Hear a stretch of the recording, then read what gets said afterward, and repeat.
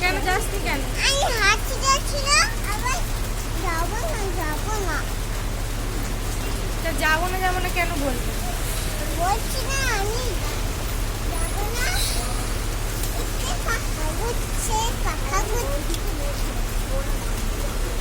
তাহলে ঘরে চল।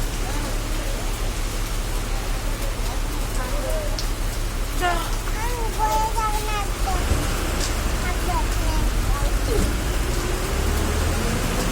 চল একবার হাইড্রেটে পার্ক দিয়ে ঘুরে আসি। চল ওইখানটা কোলে